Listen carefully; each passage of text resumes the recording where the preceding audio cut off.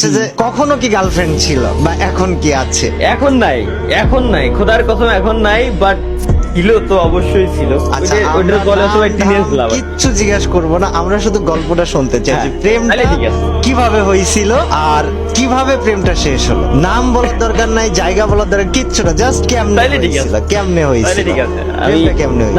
নাম আর জায়গায় দুটাই বলতে পারবো না। তাইলে ভাই ঠিক আছে, আমার সমস্যা নেই। ওকে, এখন টিনেজ লাইফ মনে করেন ভাই, ক্লাস যখন 10-এ পড়ি, 9-10-এ, তখন আসলে ছিল একজন। তো দুর্ভাগ্যবশত চাইছিলাম যে অনেক বছর কন্টিনিউ না না না না না, পছন্দটা কিভাবে হয়েছিল?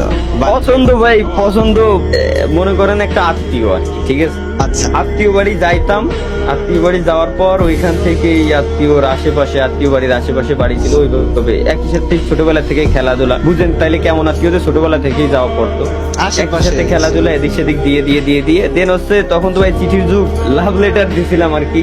ফার্স্ট লাভ লেটার কি গিভিং তালা দিয়েছিল? আমি দিয়েছিলাম। তারপর তখন দেওয়ার পর রেসপন্স মানে সেও চাচ্ছিল যে দিক, আর আমিও ভাই ওই সময় দিয়ে দিছি আর কি লেটারটা, ঠিক আছে। দেন হচ্ছে পরবর্তীতে ওইভাবে রাজি। দেন হচ্ছে তখন বন্ধু বান্ধবের ফোন দিয়ে একটু কথাবার্তা বলা। তখন কোন ক্লাসে পড়া হতো? তখন 9 নাইনে। আর এই প্রেমটা কত বছর চলেছিল?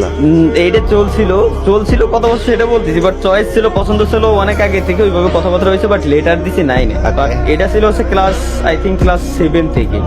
হ্যাঁ, 7 থেকে শুরু। দেন হচ্ছে ক্লাস 9-এ গিয়ে দেন লেটার দেওয়া। দেন ওইভাবে করেই আমার ইঞ্জিনিয়ারিং এর সেকেন্ড ইয়ার বললে বুঝবেন আর কি, 4th সেমিস্টার পর্যন্ত ওই সিচুয়েশনটা তখন আমার চলতেছিল। তারপরেও ওটা সময়টা জীবনে যখন আসে তখন কি ছিল? হ্যাঁ, না তখন তার বিয়ে হয়ে যায় আর কি, খারাপ সময়টাতে। তাহলে কি আমরা এটা বলতে পারি যে গেমিং তালহার প্রেমটা আসলে ছাড়াছাড়ি হয়নি, সিচুয়েশন তাকে কেড়ে নিয়েছে?